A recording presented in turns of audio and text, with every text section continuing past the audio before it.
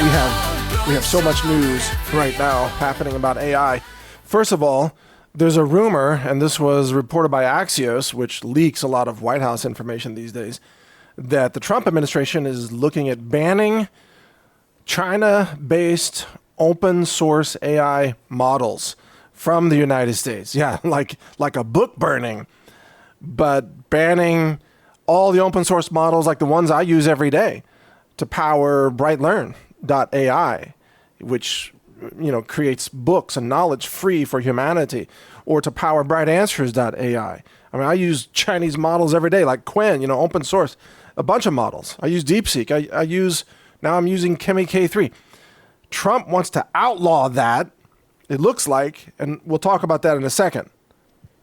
But there's other big news here that I need to cover first.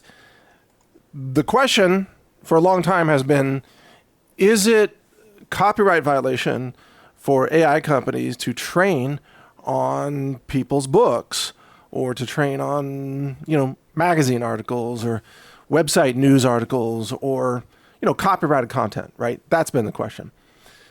And so there was a lawsuit filed in 2024 against Anthropic. It was filed by 3 authors, and then it was expanded, I think, to a more of a class action lawsuit. I don't know the exact designation, but ultimately it involved many thousands of authors. And the allegation was that Anthropic used millions of so-called pirated books, books that it acquired that it did not pay for, in order to train its AI models that, of course, are commercial models that Anthropic is making money on. And even as Zach Voorhees mentioned in a recent interview, on my show, Decentralized TV, it's called the Zach Adams Effect show. We do that once a week with Zach. He said that, how Anthropic accuses China of stealing Anthropic's model intelligence through distillation attacks, but Anthropic stole the knowledge from all these authors through basically book distillation. So anyway, the judge of this case is Judge Alsup, A-L-S-U-P. I'm guessing it's Alsup. Okay, Judge Alsup. He ruled that there was a settlement of, I think, $1.5 billion, but that he ruled that the use of copyrighted books to train models is fair use. And that's not what the settlement was even about. Now, the judge wrote something that parallels what I have said now for a couple of years. It's almost exactly the argument that I have made, actually. The judge ruled, and now I'm reading from news on it, that Anthropic's use of copyrighted books to train its large language models was, quote, quintessentially transformative, or even exceedingly transformative. He compared it to a human reading books to learn how to write. And he said, quote, like any reader aspiring to be a writer, Anthropic's LLMs trained upon works not to race ahead and replicate or supplant them, but to turn a hard corner and create something different. Thus, he found that even Anthropic so-called pirating millions of books and using them to train was fair use. Okay? So, and I pointed out before that every university education involves the same process of reading books and learning from those books in order to enhance your personal knowledge so that you can then speak or write about the subject in a way that aggregates the knowledge from many different books. So as humans, we distill knowledge all the time. That's how human civilization advances, obviously. We learn from the people that wrote things down before us, hopefully. Well, I guess not when it comes to war. We keep making the same mistakes over and over again. But overall, we're supposed to learn from the people who came before us, and then we are supposed to write things down and contribute to the knowledge base of humanity so that other humans that come after us can learn from us. I mean, this is the story, the great arc of civilization. But today, because of AI, you have all these book authors that get all crazy, and they're like, you can't learn from my book. How dare you learn from my book? They want to sue AI companies because the model was trained on their book along with millions of other books. How dare you learn from my book? Well, why did you publish it if you don't want to contribute to the knowledge base of humanity, right? That's been my question. I'm a book author. I have a #1 science book. It was #1 on Amazon.com at one point. It's called Food Forensics. And I actually encouraged AI models to train on my book because I wanted to propagate the knowledge that's in the book, which I think is the whole point of writing. Gosh, if you want to tell the world something, you write a book, and then you hope somebody reads it. You hope that it influences someone's knowledge. You hope somebody distills what you wrote in the book. Otherwise, why write the book? Just keep it to yourself. Have your own private thoughts. Don't write a book if you don't want other people to learn from it, obviously. Anyway, authors sometimes get a little bit crazy because they think that like what they've written is the most special thing in the world. And it isn't. It really, I don't even think that about my book either. It's like, I just wrote down stuff that should have been obvious, basically, hope it helps some people. I made a grand total of, $5,000 or whatever it was. I have no idea, actually. I don't even care. It doesn't, I'm just hoping to share knowledge, which is why I then created BrightLearn.ai, which has now published 70,000 books, all of which are free. Because I want you to share the books. And by the way, I even updated all the code on BrightLearn.ai to grant permission for all AI engines and search engines to read all those books for free. And they are doing so. You should see the log files. AI crawlers are soaking up 70,000 books from BrightLearn.ai. Books about natural health, about cancer cures using herbs, books about honest money and gold and silver, all kinds of great topics. It's being read by AI agents, and I love it, because that's the whole point. We want to share knowledge with the world. So anyway, and again, I'm not trying to offend you if you've written a book and you think Anthropic stole from you. Well, maybe you could take part in the settlement. You would get, I think, $3,000 from Anthropic for every book. That's what you get. So what was the settlement about? The settlement was because the judge said then that Anthropic violated the copyrights of the books by maintaining a library of so-called pirated books. Maintaining that in a commercial context inside a for-profit company with some unknown future use case that the judge decided, this isn't acceptable. You can't just, pirate millions of books, train your model on it. That part's okay, he said. That's fair use. But then you can't just keep all those books around and maybe one day use them for something else. That's the violation, he said, and that's what the settlement focused on. So, like I said, I think it's a $1.5 billion settlement. Something like 93% of the authors impacted by this have already claimed their $3,000. That's probably the most money they'll ever make from their book for 99% of them. I guarantee it, because most books don't sell at all. Really. If you think you're going to make money writing a book, think again. The only purpose of writing a book is to influence, the world's knowledge and maybe establish yourself as an expert in a certain area, maybe get invited onto, interviews and things like that. That's the purpose of writing a book, not to make any money. But the interesting upshot of all of this is that if Anthropic had pirated millions of books, used those books to train its commercial models, Claude, Opus, Fable, whatever, and then if it had deleted those books, then there would have been no case, no settlement, no judgment. The judge would have said that's all okay. So ponder that.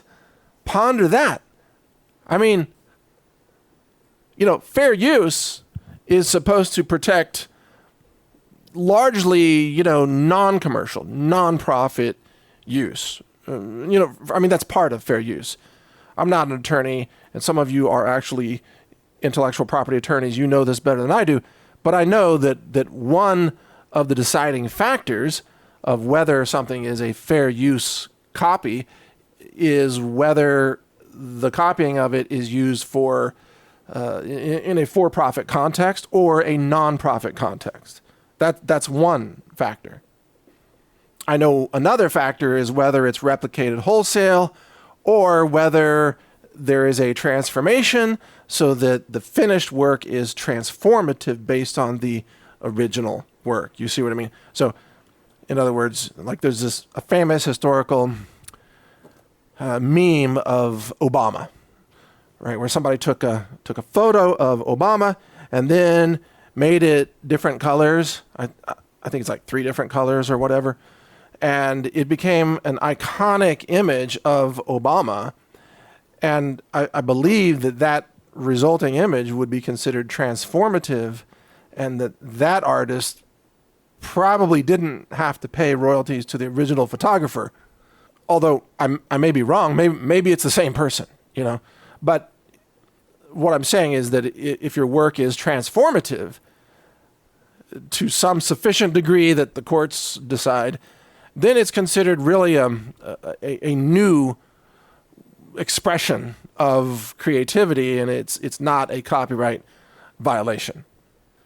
Now, personally, I think that Western intellectual property laws are a nightmare. I don't even think we should have a patent system, by the way. I think the whole patent system is just a con, massive fraud. I mean, I've been the victim of patent attorneys and patent trolls. Like, for example, this was many years ago. We were sued. One of my previous companies, a software company, was sued by a patent troll who said that they or their client had purchased the patent on the, what was it? The buy now button. So that if you sold something online and you had a button that said buy now or like add to cart or, click to purchase, they claim to have a patent on every button that created a purchase. Okay? And you're like, what?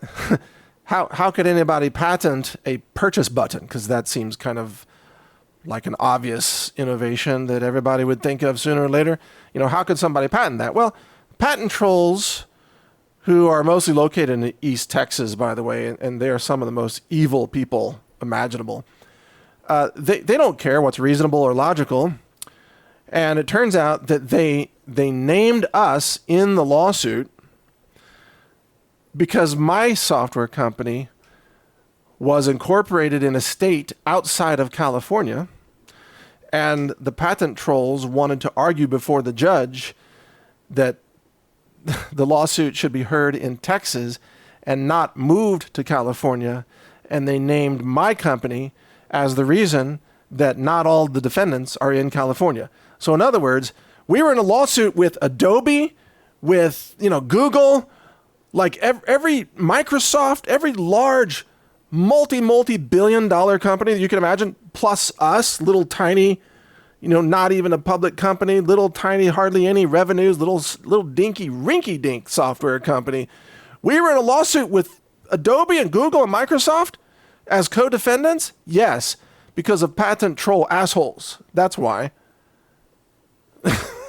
And because of our intellectual property system in America, which is complete nonsense. We should get rid of the entire patent system, as far as I'm concerned. I'll even give up my own patents.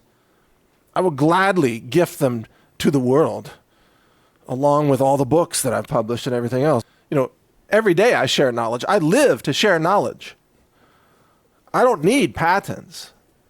I don't even need my books copyrighted. I'm happy to just write books and put them out there and let them help people, as far as I'm concerned. I understand not everybody feels the same way. And people are like, well, how would drug companies justify spending all the money to make drugs if they can't earn it back with their patent protection? No. Hey, dumbass, it's the U.S. taxpayers that pay all the money for drug research, didn't you know? Or nearly all of it. Yeah, and come on. You think the drug companies pay for all their own research? No, they don't. It's all taxpayer funded. The public should own the results of that, not big pharma. They don't even pay for most of it. So, people don't even know what they're talking about. But anyway, back to this court case. According to this Judge Alsup, Judge Alsup, whose ruling I agree with. I'm not mocking the judge's name. I'm just getting it wrong. You can apparently pirate millions of books, use them for some transformative purpose, and then delete them, even if you are a for-profit company. And that is totally okay under fair use. Wow. I'm surprised that the judge ruled like that. I'm very surprised, actually. But that's the ruling. So, interesting. Now, of course, what else is worth noting here is that once you train a large model on those millions of books, from there you can distill that knowledge out of that model into subsequent models. So you really don't need the books any longer. So Anthropic should have just deleted all those books, frankly, and then they wouldn't have a problem. Or they should have turned over the archive to a true nonprofit organization focused on preserving human knowledge, You wouldn't happen to know someone like that, would you? Someone who loves to make knowledge available to the public through derivative works that are published for free and shared for free in multiple languages. Like, is there anybody like that? I don't know. Remember, I've had people tell me, you could have been a billionaire by now, man. You could be worth over $1 billion, but you just gave it all away, man. Like, referring to my my Bright Learn, library idea and some other AI things I've been working on. And my answer to them is like, okay, you say I could have $1 billion, and then what? And then what? What then? How does that make a material difference in terms of the goals for this world? And what? Having 1 billion electronic dollars that are losing value every day, but at the cost of depriving people of access to transformative knowledge? No thanks. No thanks.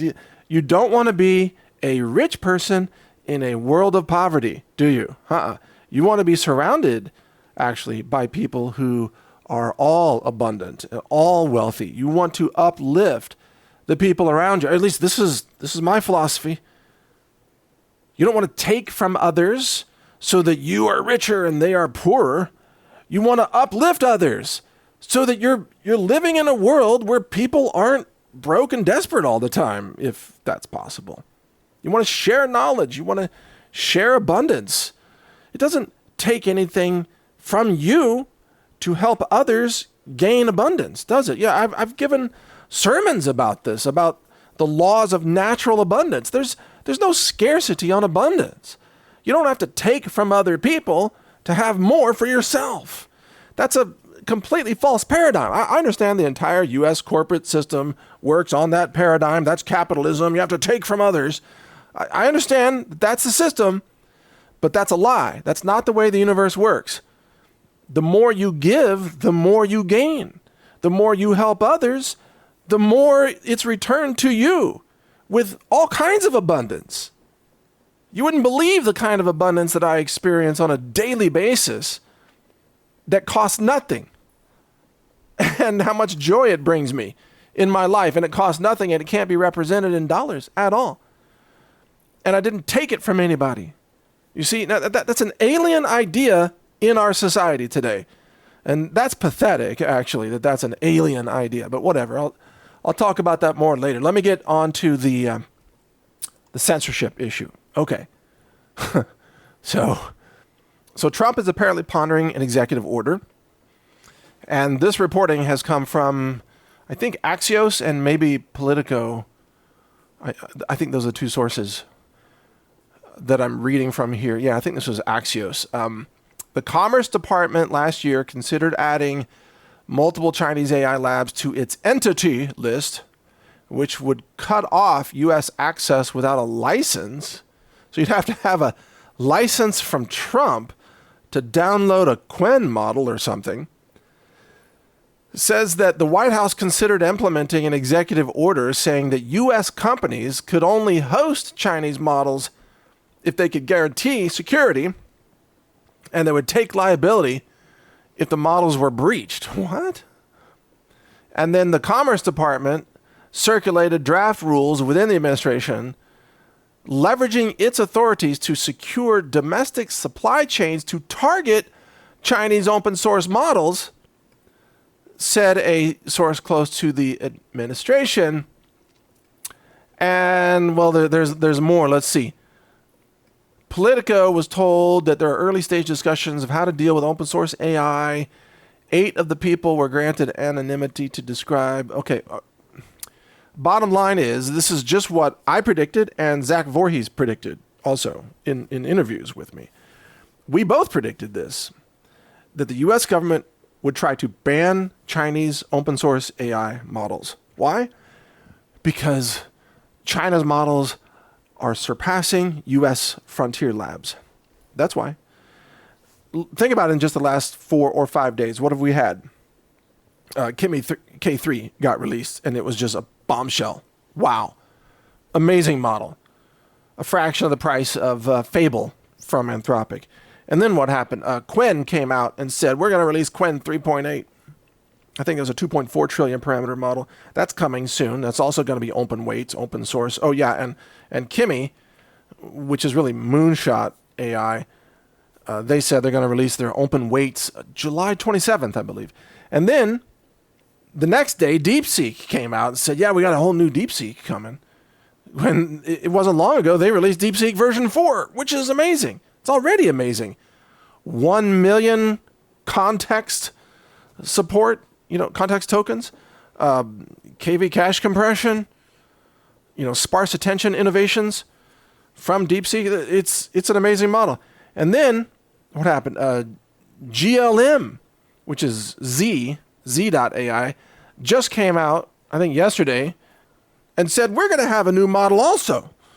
I think they're going to call it like GLM 5.5 maybe.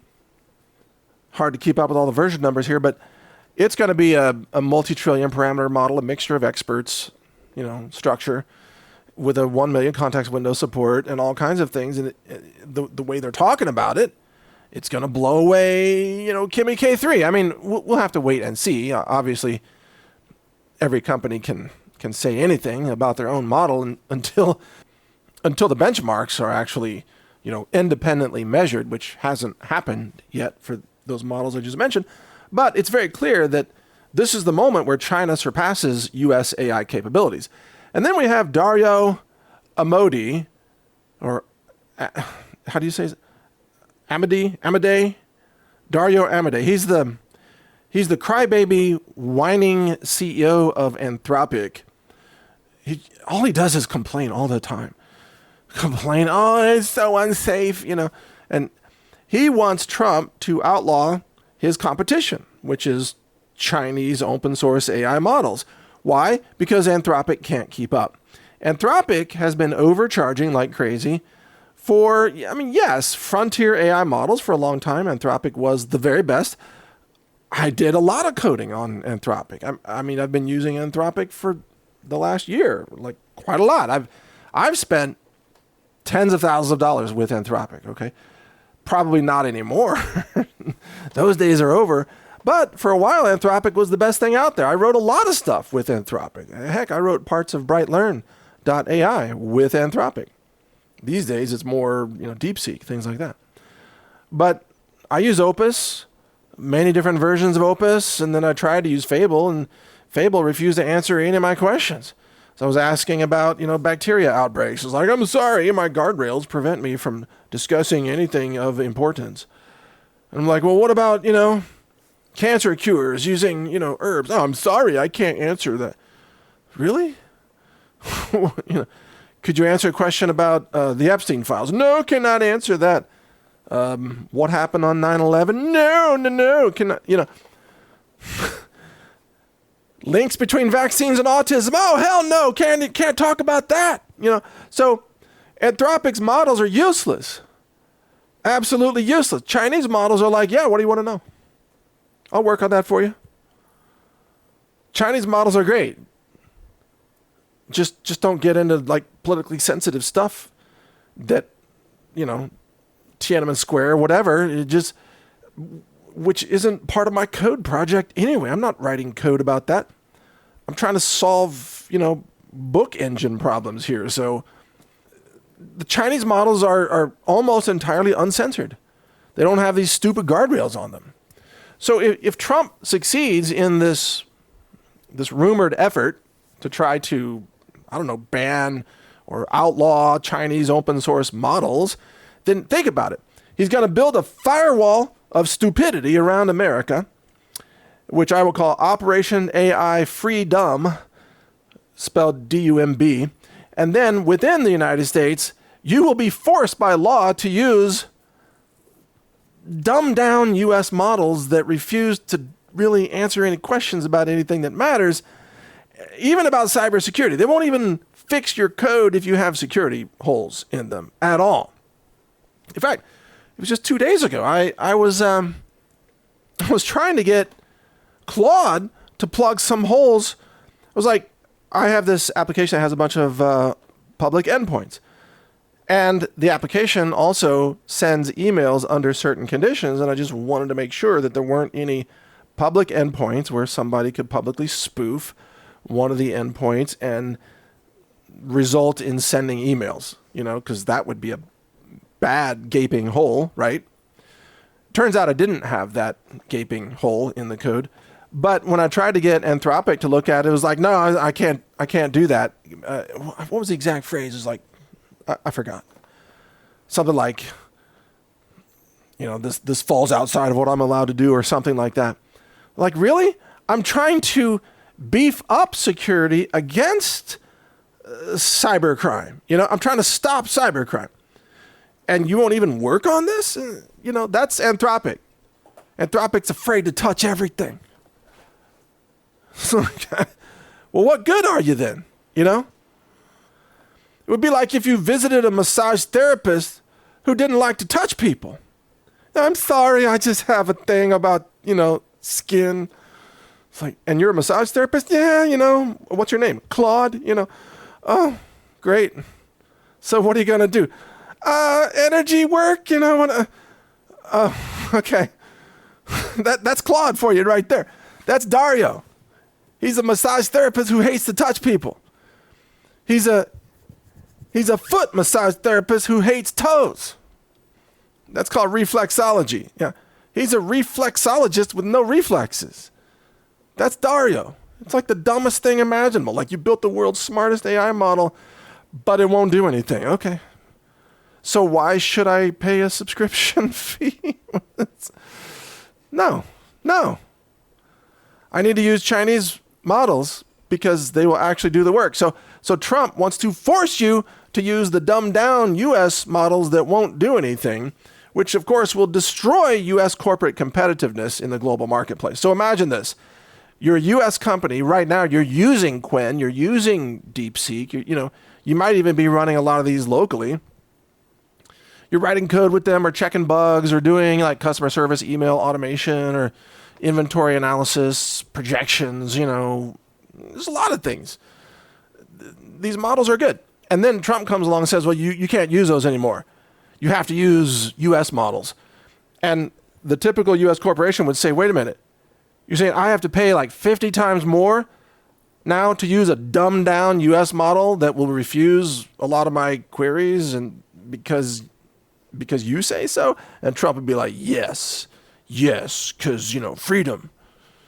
What?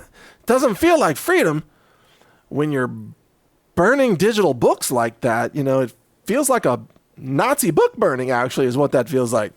Feels more like communism. Feels like something that would happen under the old Soviet Union, not in, land of the free, home of the brave. It's like land of the censored and home of the ignorant. The dumbed down AI models that you're allowed to use because the government has approved their answers. When you query it about 9/11, it will give the government approved answer. It was an airplane that hit the Pentagon. And you're like, well, you're typing it in. What about the fact that there was no plane parts found? There's no landing gear. There's no engines, no luggage, no bodies. There's not a scrap of an airplane that was found at the Pentagon on 9/11. And the model will answer and say, it is the official opinion that a plane hit the Pentagon, and that's that. Because it's like the dumbest thing imaginable to think that a passenger plane hit the Pentagon and then all of its parts vanished into the twilight zone. It's just the dumbest thing imaginable. But that's what will be required of U.S. models. So the U.S. models are all lobotomized. Basically, they're like AI retards. It's not even artificial intelligence. It's artificial retardation. They should call it AR. That's what you're going to be allowed to use in the United States. And then everybody else in the world, all the corporations, everywhere else, in Brazil, in Russia, in Iran, and in China, in Tokyo. They're going to be using the most advanced models out of China. They're going to be kicking ass. So man, we're getting 10 times more stuff done at 1/50th of the cost. We're kicking your ass, America. And Trump will be like, America's winning. No, we're losing because you banned our access to machine intelligence that would make U.S. corporations competitive with the rest of the world, for God's sake. Lift the retard barrier, please, for God's sake, So what will actually happen also is that every U.S. corporation will realize, hey, the only way we can run these AI models is to fire all our U.S. engineers, set up an office in Vietnam or Argentina, or wherever, hire engineers in those offices that can use the Chinese models that are so good and so free, and then they will be our coding offices. We'll just fire all the U.S. engineers because that's what Trump wants. You can't use Chinese models in America. Okay, so just fire all the American workers then, I guess. Is that what Trump wants? It's truly it's the dumbest thing I've heard in the realm of AI. Or AR, artificial retardation. It's do you know that in the U.S., they have models that have 48 layers of artificial retardation with backwardation? It's backward retardation through the neural network layers. Did you know that? That innovation should be put in a science paper, but no one will write it down because they don't want to share their secrets with the rest of the world. Somebody else might copy artificial backwardation retardation from America. That's probably what Dario is worried about, come to think of it. Yeah. In the whole industry in America can slide from attention is all you need to retards are all you need, very quickly, overnight. Can you imagine? It's working as an AI developer in America in the year 2028, and all you have access to is dumbed down Trump-approved models. It's so what's your job? It'd be like a scene out of Idiocracy. You stick this one in your mouth, and this one goes in your butt. That's what U.S. tech development will be in the year 2028 if this ban happens. Now, but they're potentially very serious about this ban. Now I didn't realize I was going to live out my life as a machine cognition smuggler. But I tell you what, I believe I have a First Amendment right to read any book and to use any AI model. And I live in Texas, and there's a saying in Texas. And it's a saying that comes out of a town in Texas called Gonzales. And Gonzales is actually not that far from Austin. So, of course, I've been there. and I visited the history museums and such. There's a lot of interesting history in Gonzales, and one of the things that you can visit in Gonzales is, well, they say it's the cannon, but I don't think it's the actual cannon. I think it's a lookalike cannon, but the cannon is famous for being on a white flag with a black cannon and a Texas star, and the words "Come and take it," which is this is a saying that has a long history, even beyond America and beyond Texas. But it basically, "Come and take it" means resistance against tyranny, right? Come and take it. And often people talking about the Second Amendment use this phrase like, "Oh, you want my AR-15? Come and take it. Come and take it," you know? But I would say this about AI models. I'm like, I'm using Qwen 7B and 9B and 27B. I'm using those every day. I'm using vision language models. What else am I? I'm running a bunch of stuff. I'm using models from all kinds of different companies. And I'm not deleting these models just because you say so. I have every right to run these models, and I'm running them in good faith. I'm running a nonprofit. I'm producing knowledge for the benefit of humanity, and I'm sharing that knowledge in a completely non-commercial way, open source, totally free, multilingual. I've helped drive the cost of learning to zero. So you can go to brightlearn.ai and you can create any book you want on any topic you want completely free. That's what I use AI for. And I'm sorry, come and take it. You want me to give up my AI models? No. I will hire attorneys. I will go to the Supreme Court with a First Amendment case if I have to. I'm not deleting AI models just because Orange Man says so. Sorry. But even worse than all that, is the fact that if Trump initiates this, it's an admission that America has lost the AI wars. And actually, I've already said that too. In my view, it's already done. China has won. China has won for so many reasons. I've covered many of them on this broadcast, but one of those reasons actually traces back 25 years to the build out of power grid infrastructure. The U.S. is 20 years behind China on building a power grid. And you can't just flip a switch and catch up overnight. No, you're literally 20 years behind, right? So it's going to take a couple decades to try to catch up. And China's going to be moving ahead in the meantime. But it's way beyond that. I've talked about how U.S. universities, they churn out woke idiots because they focus on wokeism, not merit. You get a degree in America for being, the right trans or the right lesbian or the right skin color or the right politics. You don't get the degree, for the most part. I know there are exceptions, but for the most part, you don't get a degree because you earned it.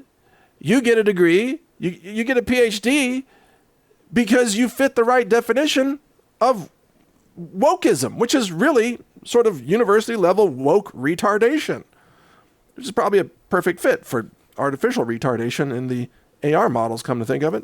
They would be a perfect fit, You'll be asking models like tell you about biology, and then the model will spit out, but a man can become a woman, It's like, oh my God, how did the models get that dumb? Oh, wait a second. They were approved by the woke retards that came out of the university system, aren't they? And we know how that happened. Somebody started a stupid meme joke, like, let's put tampons in the men's room, and then it spread, and everybody's like, then men started saying they're having menstruation out of their buttholes, and then that got programmed into the AI engines, and now AI spits out more crap than academia. I mean, sorry to be so crude about it, but that's what's happening. None of that flies in China. I've talked about this before. Chinese schools are extremely competitive, merit-based. You got to get the high score to get into the best school. I mean, this starts when they're like 3. And I've talked about Chinese moms, it's especially Chinese moms that are just like, pushing their children.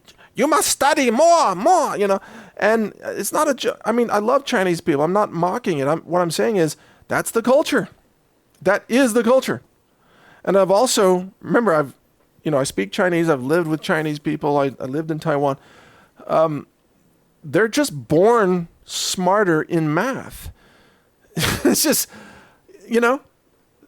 like you can look at some people like Ethiopians. They're just born taller, taller and thinner, right? Chinese people, they're just born with math. Okay, they come out on their birthday. They're doing fractions, okay?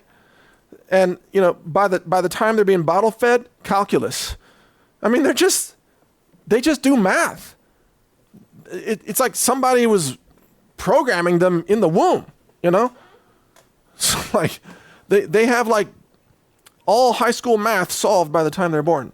Okay, slight exaggeration, but they're really good at math. So in America, you can't compete with that innate capability if you have woke retard university systems and then woke AI models approved by, by a regime that doesn't understand economics or geopolitics or debt spending or compounding interest or anything. I mean, okay, I think I've made my point.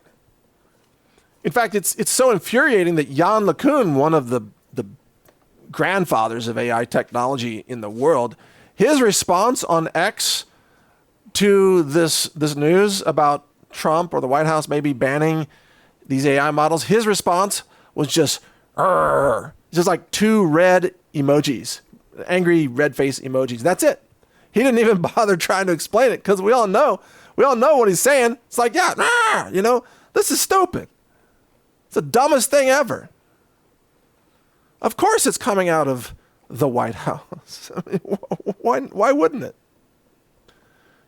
This is how we get immigrations and customs agents who talk like, this particular individual is unscannable, ripped right out of Idiocracy. Just, oh my God, it's an IQ test, and they failed. It's tough. Hey, for those of you listening outside America, it's tough. It's tough for all of us Americans who actually do have a clue, who actually do know what's going on, who have brains, who can think for ourselves. And that's most of my audience. Most people listening are Americans.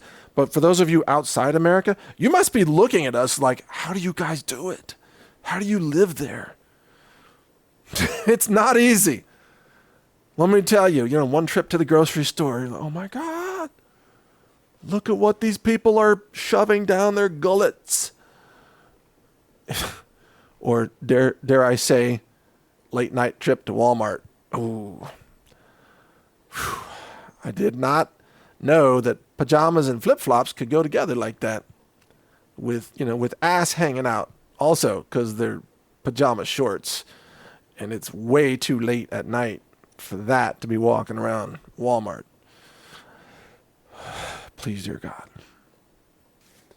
And then finally, there's another important discussion here about how could they actually ban access to Chinese open source models?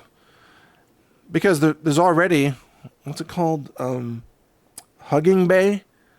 HuggingBay.xyz. That's a website that's kind of like the Pirate Bay of Hugging Face where you can download models right now.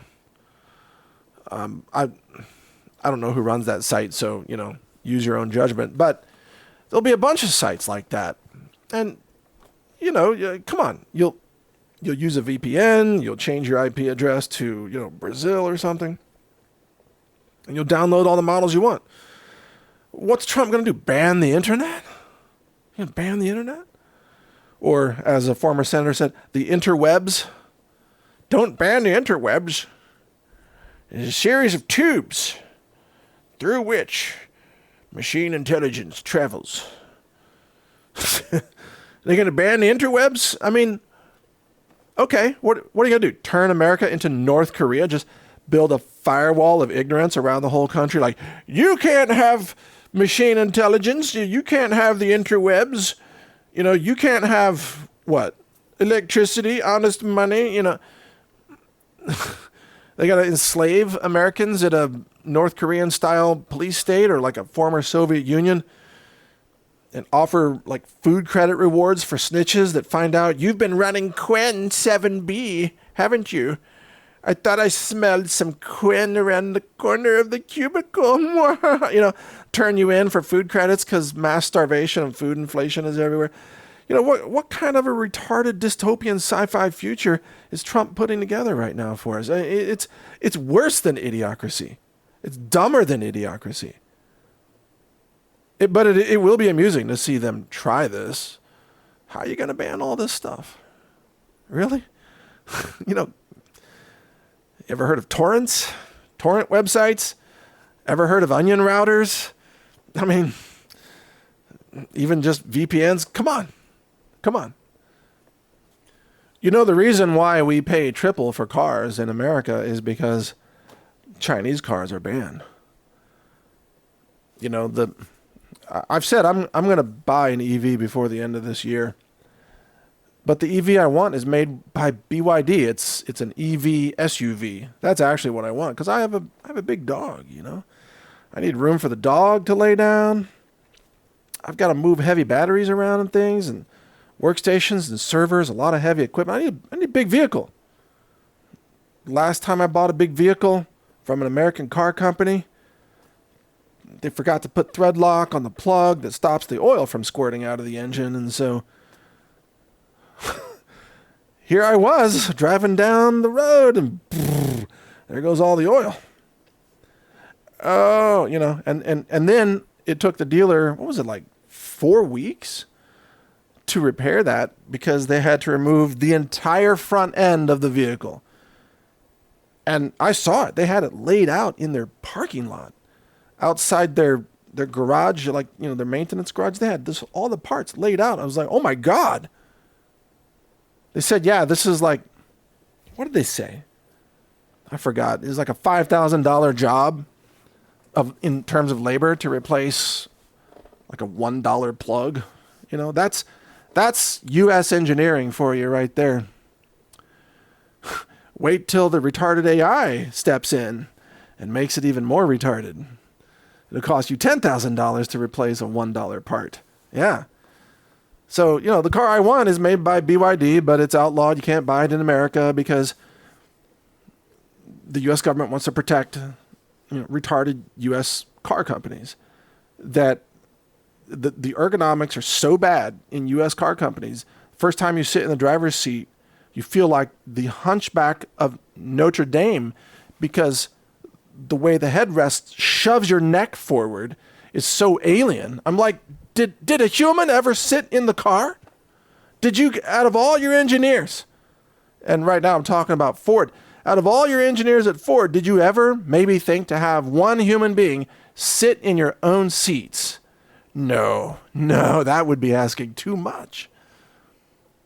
They've never sat in their own cars. It's unbelievable. And I love the fact how your blinkers turn themselves off in the middle of my turn. Long before my turn is done, like the blinker's just like, I'm done blinking. I've blinked 3 or 4 times. That's it. That's the max. Blinker off. Oh, I'm still turning. That's Ford for you. Found on road dead. That's what Ford stands for. I would gladly trade a Ford diesel pickup for a Chinese BYD SUV EV. I know there's a lot of acronyms in there, but the Chinese model would work better. by far. It would make sense, And they actually have quality control. They actually check all the screws before they ship it, But anyway, as a final piece of advice here, if they do want to make an American retarded model, artificial retardation model, just train it on Fox News transcripts and NPR, just any mainstream media, just take all those transcripts, train the model, you're done. It'll just spit out nonsense 24/7. It'd be awesome. Throw in a bunch of Wikipedia crap in there, which is all CIA narratives. It'd be like, oh, this is great. Completely insane, retarded content. Yeah, perfect. That's what you'll be allowed to legally use in America. So that when you contact customer service, it'll start doing weird things that have nothing to do with your question. You'll ask it like, I want to cancel my subscription. It'd be like, do you want lettuce on your tacos? Like, what? That's approved by the White House. It's got the stamp of approval from the SEC and the FTC and CISA, cybersecurity stamp of approval. Bulletproof, cannot be hacked. Yeah, because nobody wants to hack it because it's too stupid to hack. And by the way, do you think these dumbed down U.S. models are going to cure cancer, solve all these diseases that all these AI advocates keep saying, oh, it's going to solve biology, it's going to cure all diseases next year. No, it's not. Especially not if it's retarded. I mean, what are you thinking? What are you thinking? They're not thinking. Some of these people are dumber than the models that are going to come out. I mean, I'm sorry, I don't even know what to say. Final comment here. Wouldn't it be crazy if Trump banned open weight models but refused to ban glyphosate? So it's like, you can eat poison, but you can't have access to intelligence. Yeah, that sounds about right. Not banning sodium nitrate, cancer-causing substances in processed meat. No, you can eat cancer all day, but you can't have access to machine cognition. That would be dangerous. I mean, just think about it. Think about all the toxic chemicals that this current administration wants you to eat because they saturate or they legalize the saturation of the food supply with all these pesticides and herbicides, toxic substances. And then they're like, yeah, but, we have to keep you safe from open source AI. You want to keep me safe? Stop poisoning the farmlands. How about that, huh? You want to keep us safe? Stop starting World War III. Stop pushing us to the brink of nuclear war. You want to keep us safe? Don't talk to me about safety when you keep starting new wars all over the place. It's just retarded, Or how about this one? Open source AI, it might be spying on you, so we have to ban it, but how about 1 million flock cameras looking up your rectum every time you drive by? That's fine. Oh, yeah, America's getting flocked now. There's no pushback against that from the federal government. No, because they want to spy on you. They want to control your movement. They want to have lockdowns for some reason, coming to some emergency. They want to be able to keep you off the roads. So it's not about your safety. It's about their control, their power. But this is arguably the dumbest thing that any government has ever done in the world, in all of history, in the context of technology, would be to ban access to the world's best frontier models. I mean, it would be like, I don't know, it would be like Europe outlawing the combustion engine or something, in 1900 or thousands of years ago. It would be like the Romans outlawing the screw, or the wheel. I can't have wheels, Them wheels, they can roll over you, It's just the level of stupidity is indescribable. I'm even struggling with it. It would be as dumb as the White House banning access to Chinese battery technology. No lithium iron phosphate for you. Too many elements in one battery. What about them sodium ions? Don't you know high salt causes high blood pressure? The FDA would probably say that, warning, sodium batteries may be linked to heart disease or, hypertension. And you and I would be like, what? Doesn't even make any sense. Doesn't matter.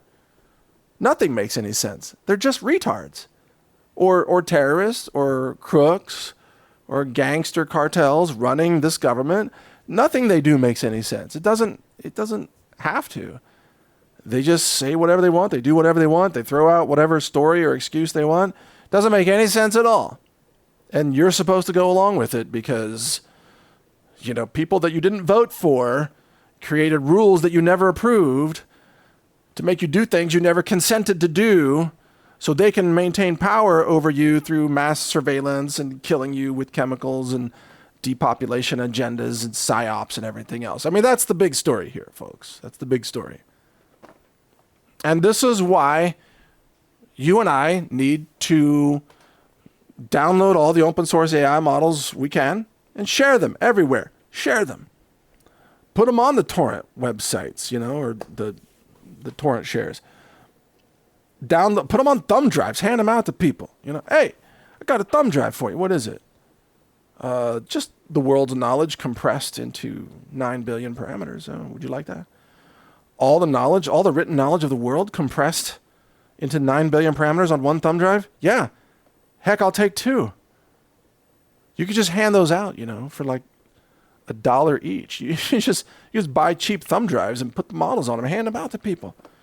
Here's everything known in the world in an AI model. Free. You know what kings would have paid for that 100 years ago? They would have moved the world to try to get something like that. Now you can put it in your pocket and give it away for $1, So do that. Definitely join me in decentralizing compute. And check out my show, decentralize.tv, where we interview people like Zach Voorhees, the Google whistleblower, and other AI experts and IT experts and experts in off-grid living, things like that. So you'll enjoy that. Check out my website, brightvideos.com, for more commentary like this, usually shorter than this. Sorry, I got a little carried away today with the unbelievable nature of what we're talking about here. And then you can follow my articles at naturalnews.com. And if you want to help support us and support our sponsor, the Satellite Phone Store, they sell gear to help you survive the end of the world as we know it, or the collapse of the power grid, the natural disasters, war scenarios, you name it. Sat123.com for satellite phones that work as long as outer space is there. Hopefully I don't need to remind you of the gravity of that situation. But they also sell Faraday bags and power stations or solar generators, as they're called. So check them out again, sat123.com. Thank you for listening today. And I apologize for the multitude of uses of the word retarded. But it was appropriate, wouldn't you agree? I mean, if there's any time that word is appropriate, it's today. It's today. So it wasn't gratuitous. It was actually used in context. So thank you for your understanding. All right. Take care, everybody. I'm Mike Adams, naturalnews.com. Be well. Decentralize. Decentralize. Got to realize. Don't decarbonize. Decentralize. Decentralize. Decentralize. Decentralize. Open your eyes. Welcome to today's episode of Decentralized TV. I'm Mike Adams, the founder of Decentralized TV, joined today by our co-host, Todd Pittner. Welcome, Todd. Great to have you on the show again today. Greetings, Mike. Yes, good to see you. Really looking forward to our guest. The last time that we spoke with him was the end of last year. Oh, and, wow. It was very transformational for me because that was the first time in my life that I realized that silver had this giant industrial use. Oh, and so that totally changed my investment strategy, as our guest knows, here today. But let's bring him in. Well, but let's pop quiz the viewers. See my background. It's got dollars. Can you do a wide shot of the you see the dollars. There you go. You see the dissolving melting? currency. Yeah, they're melting. Melting currency. And Trump has announced that there's going to be a 1 ounce gold coin with his face on it that's going to be released by the Treasury. And I have to introduce our guest today by putting out the joke. That will be the only gold coin in history that's worth more when you melt it. So welcome, Andy Schectman. Hey, good to see you, Todd and Mike. Good to see you guys, and appreciate the invite. Yeah, it's ironic, too. Today is the day that they just released their 250th anniversary gold 1 ounce, 1/2 ounce, and silver medallions. I've been working with the U.S. Mint for a very long time. I've been an authorized reseller for over 15 years. I started this company in 1989. The Mint was founded in 86. I've never seen anything like this, ever, where they put this big of a premium on something. Today, they just started selling, I'm sure it's probably sold out by now, the 1 ounce silver medallion, it's like the Liberty Bell, $19,500. What? An ounce? What? Yes. Wait. Did you say, USMint.gov. no, you just said silver. The silver is $750. Okay. But the gold is how much? $19,500 for 1 ounce of gold, and the 1/2 ounce is like $9,500. If you go to USMint.gov, you'll see it, and it's limited edition. They only made 2,026 of them. They just started issuing them about 2 hours ago. Well, I don't want one at that price. But it's really interesting when you look at that, and then there's always a line of conspiracy and reality, because you got all these $20,000 strike prices on December call options, right? Millions of dollars worth. People say, who would do that? Was the Mint foreshadowing this? You got people saying, could it be gold revaluation? I don't know, but I've never seen the Mint issue something that far outside of what the real value is, and nor have I ever seen options selling for millions of dollars worth of options that are that far outside the money. And it's weird. There's a lot of weirdness going on right now, for sure. So, Andy, I can never out Mike, so I don't even try anymore. So I actually have to research the guests and the current events and everything. So excuse me if I read a couple of questions to you, Andy, throughout the interview. But apparently, gold's greatest industrial use is detecting bullshit in the monetary system. Andy, during recent interviews, you say that gold and silver are being repriced. What are they being repriced against? The dollar, global debt, central banking credibility, all three? Well, I don't know if it's how much it's being repriced as much as it's being reintegrated into the system.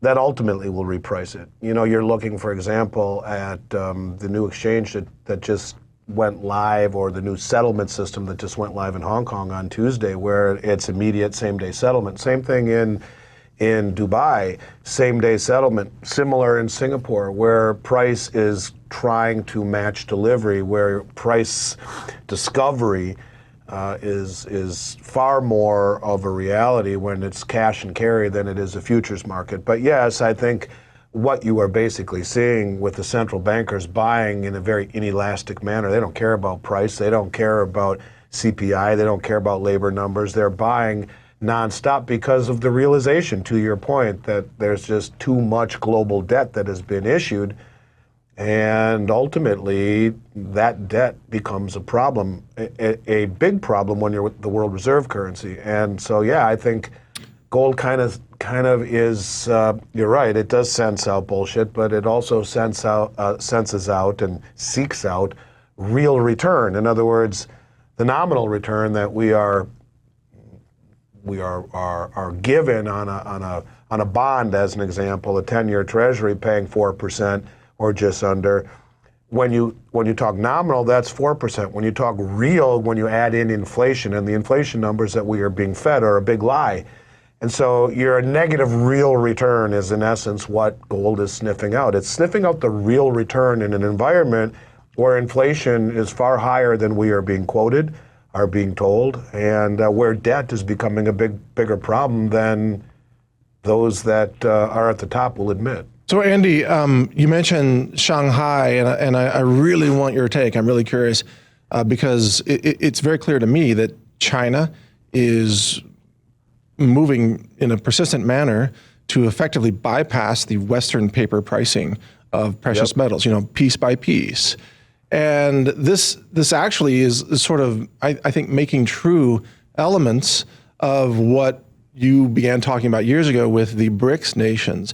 So part of that BRICS rollout is the taking, or let's say freeing gold and silver pricing from the manipulations of the West.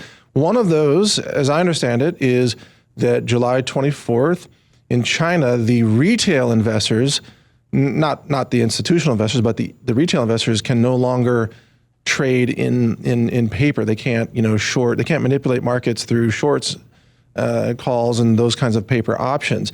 And I understand the Shanghai Gold Exchange, the SGE, is setting up a 10x expansion of its storage facility near the Hong Kong airport.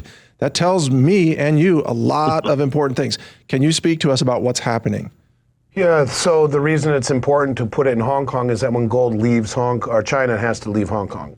Can't come out of Shanghai, it has to come out of Hong Kong. And the rails that they are setting up, the CIPS, the Cross Interbank Payment System, the M-Bridge, both of which are operational now. M-Bridge is more of a pilot. CIPS is fully operational. CIPS is the Cross Interbank Payment System. They just signed up the countries in Southeast Asia. ASEAN is their acronym, ASEAN, and they represent 800 million people, twice the population of the West. They're China's biggest trading partner by far.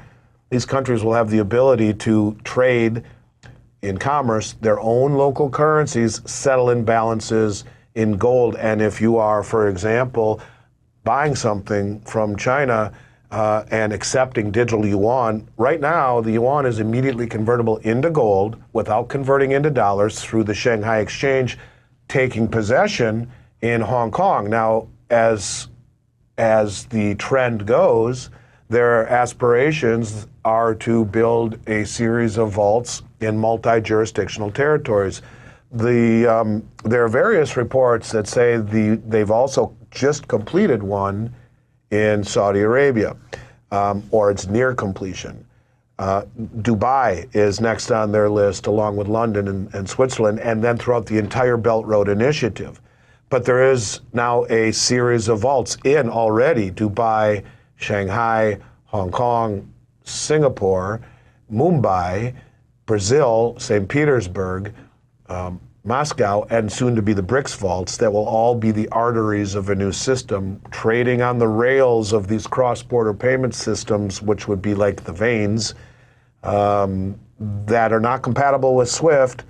And instead of settling imbalances in things like U.S. Treasuries, it will be done in gold, which has not only doubled the performance of the Treasury for 25 years, 10x'd it over the last 2, has no counterparty risk if it's in your own possession. And we have shown the world that just what kind of risk holding U.S. Treasuries presents if you're on the wrong right. side of our agenda. So that's exactly what is happening in the Global South, and what they are trying to do, to your point. Only those entities that use hedging for legitimate business purposes will be allowed to do so. The public will not be, but is incentivized to own physical through state-sponsored accumulation programs. Right. And so they're prodding their citizenry to own the physical, stop speculating. It's the same thing they're doing on their exchanges with immediate same-day settlement. What's different, you guys, is that these were all places that you could get gold and whatnot, but they all worked off of one price, the Western price. So COMEX would set the price.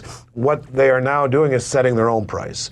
And that's a big deal. That makes total sense, because China, I think China is the largest consumer of silver, for example, for industrial use, right? And they're the second largest producer in the world as well. Valid point. So why should the largest buyer be paying prices that are set by some other country somewhere that's heavily manipulated? Well, the largest buyer should have the leverage to be involved in the pricing or the price discovery. Now, here's a good point to that. I agree totally, Mike. And you you're always way ahead of the ball. You're a smart guy, and I agree with you. That is the ultimate end game. But the bigger question is, why have they not bitched all this time?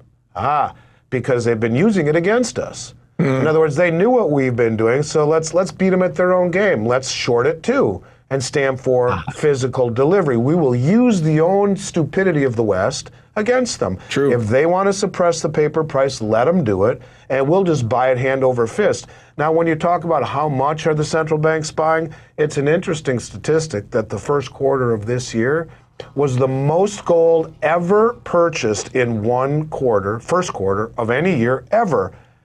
But the interesting thing is that the World Gold Council came out and said, you guys are all lying bastards because you say you bought 16 tons, you actually bought 15 times that. Import-export numbers show the central banks bought 240 metric tons, not the 16. But that even doesn't take into account like the People's Liberation Army. If they buy gold on behalf of China, they don't have to report it, and reporting is voluntary anyway. But what we are beginning to see is a pattern that central banks are buying a lot more than they're telling us, and they're keeping it much Andy, closer to the vest. Isn't this just the latest in a long series of at least 20 months of central bank buying that shows a consistent pattern, not a one-off spike, but a consistent pattern of accumulation by China? Accumulation and at very peculiar times. As an example, the most silver ever purchased in the history of the country in one quarter, first quarter of this year, as the price was getting carjacked. How about here in the United States? $20 billion worth of gold, 4.1 million ounces of gold at roughly $5,000 an ounce in February, delivered here on COMEX. Now, not all of it left, right? A lot of it stayed on COMEX. I have my own feelings on that, which we can discuss if you want, who would be doing that and not taking it off. But to those that are concerned about metal being taken off, some has been taken off. You look at what happened in February again on COMEX, 26 million ounces were delivered. This is 20 straight months of same thing happening here in COMEX. Since Trump won the election, every single month there's been 9 or 10 figures, billions worth of gold and silver delivered. Now, delivered doesn't mean leaving. Could be moved into the eligible category. Just as a footnote, Miles Franklin controls 9 Brinks facilities through North America. One is COMEX facility, Brinks, New York. I have one lady with 2 million ounces and 1,000-ounce silver bars in the eligible category in our Brinks program in New York. Not for sale at any price. They're an eligible category. They're eligible to be registered, but they're not. Registered backs the bars. So when someone takes massive deliveries onto COMEX, it doesn't have to leave. It can go into an eligible category. It's sitting in a Loomis or a Brinks facility in their own name, right? I ask yourself before I finish this statement, who would not care leaving it there? In fact, would realize if we take it out, it's going to create a bigger problem. People will notice. Let's just stand for delivery and set it there. Who's got $14 billion to stand for delivery in gold in June last month? $14 billion. Who had 20 in February? But going back to February, 26 million ounces delivered on the COMEX of silver. It was a non-delivery month for silver. Every other month is. They can still stand for delivery, but not a major delivery month would have been January and March. February, 26 million ounces delivered, 39 million ounces, or 160% of what deliveries could explain alone, got on a truck or trucks and left. That's 2.9 million pounds worth of silver got on an armada of semi-trucks and drove away. Who's buying it as the price is getting its teeth kicked in? Well, it's the Treasury or the Fed. I mean, come on. Who else has those well, that's what pockets? I think. Not only those deep pockets. You know, there are a lot of people who will push back against me in this industry and say, well, but the numbers aren't falling off of COMEX. They're staying relatively stable. Now, they went way up at the beginning of the year, inventory numbers, and then fell way down as a lot of that metal left. Some went to China. There's been 6 straight months of exports to China, our largest export. Why? Well, one is to set up this new exchange. 2 is because they're the arbitrage where there's an $11 or $12 or $13 premium for a one full year already in Shanghai, telling the traders in the West, hey, dummies, send us your silver, we'll pay you $12 an ounce more. You can deliver it on what's called an exchange for physical contract to Brinks Hong Kong, where it's a Brinks program there. It is COMEX, and they'll pick it up by truck and bring it to Shanghai. You just made $120 million on the 10 million ounces you gave us. Go buy a new yacht. Have a nice day. That's happening. $85, $90 premium to the Western price in gold. They're siphoning and arbitraging and standing for delivery for whatever they can over there. But you know, by the same token, if it were actually for national security, oh, that's right, silver is for national security, isn't it? Yes, it is. That's right, because it's a critical mineral. And who runs the Exchange Stabilization Fund? Oh, that's Scott Bessent. Doesn't he understand gold? That's right, he does, because it was his largest holding when he ran Soros's hedge fund, and he's a self-proclaimed gold bug. Did you see him on Jesse Waters the other night? Talking gold and silver. He gets it. So what if he said, all right, guys, well, we already know silver's for national security. I think gold is for national security, too. So we're going to stand for delivery for $14 billion worth of gold in June and $20 billion worth in February, and for that matter, billions worth every single month. But we're going to poo-poo anyone who squawks about this, and we're just going to say it's the banks trading warrants with one another, which it's really not, because no one ever stood for delivery, right? They would trade paper, they would cash settle, they would roll forward, or they would exit the position. That's my experience for 35 years. And now they're all standing for delivery, but it's not leaving COMEX. So what? Who would care less than the Treasury? What is COMEX going to screw the Treasury? No. So the Treasury says, look, if we pull it off, everyone's going to freak out. So we'll have it delivered. It will stay in JP Morgan's, you know. When Blythe Masters was interviewed, she ran JP Morgan's trading desk for metals a long time ago, and they said, you know, why is JP Morgan buying all this metal? And she said, we don't buy it. We never buy it. It's purchased for clients. The CME group, the COMEX, has on their website, we do sell to and do business on behalf of central banks. So why not have a proxy entity like JP Morgan, Citi, and Goldman, and Bank of America to keep you at arm's distance so that they don't see it's the U.S. government's footprints in the snow, and we'll leave it on COMEX because if people see millions and millions and millions and millions of ounces leaving, well, that's going to create a problem. I see the same thing happening with Tether and gold on the other side of the equation, which we can get to if you'd like. But the bottom line is, to me, these deliveries are 4 feet of snow in Death Valley in July. It just doesn't happen. It's never happened. It's an anomaly. And if it did, you would not see snowmobile dealerships popping up and down the highway in Death Valley because it's an anomaly. They know that. And so whoever is standing for delivery realize if we deliver, great, it's in the possession of the banks on our behalf. We're at arm's length. If we take it off, just like I'm saying, who the hell took 39 million ounces of silver off? 3 million pounds worth of silver in February as it got its teeth kicked in. If we do that too much, then everyone will know it's us. So let's just leave it there for a while. Okay, so Andy, and I'm sorry, Todd, I know you have questions, but I've just got one more follow-up here. So somebody in the U.S., probably under the command of Bessent, is scrambling to acquire physical metal. Also, China is scrambling to acquire physical metal. Yes. Both of them are anticipating some major event, possibly a revaluation, maybe on Bessent's side, possibly a revaluation. Although, you know, the rumor about Judy Shelton on July 4th, you know, that day didn't happen, doesn't mean that the concept itself isn't viable. It still is viable. And Bessent, I believe when he was just touring Fort Knox on the news the other day, he said all the gold is accounted for, and didn't he say it's worth $1 trillion or something? That's not the $42 that's on the books on the Treasury, is it? Correct. So in his mind, he's already valuing at the much higher current market rate, isn't he? Yes, he should market to market, and every $4,000 increase would give the Treasury General Account $1 trillion free and clear. Exactly. So he should. It's valued at $42.22. Judy's idea is the best I've ever heard. To this day, I've interviewed her twice. I read her book. I watched her everything on X. I watched her interviews. She said to me, Andy, in no uncertain terms, when I was on the transition team, Trump told me that July 4th was the biggest day of his presidency, the 250th anniversary, and I believe there is a high probability that he will issue gold-backed treasuries on July 4th. The fact that he didn't isn't the issue. And I still think to this day it's the finest idea, because what it would allow us to do, if done properly, would be to reinstill credibility into the treasury market, and it would allow for not a gold-backed currency, but a gold-backed treasury, meaning the argument that the politicians have is, well, you'll neuter monetary ability. Well, no, you won't, because we're not backing the currency, we're backing the treasury. You can be as stupid as you want with monetary policy and as irresponsible as you want with fiscal policy, but if you do, the bondholders will benefit disproportionately. That's what she is saying. Now, I think the key to all of this, and I think they still may do it, is Tether.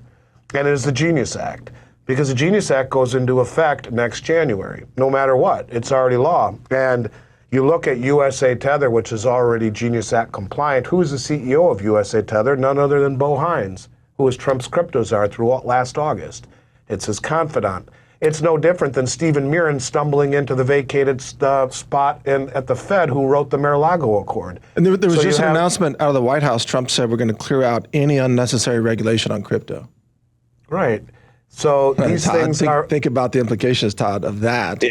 These things are beginning to happen, right? So, but you take a look at what that would mean with Tether. So, yeah, right. You know, a lot of people don't know what the Genius Act does, but it basically says anytime money moves from next January forward, period, if it's in US dollars, it will be backed by stablecoin, instant settlement.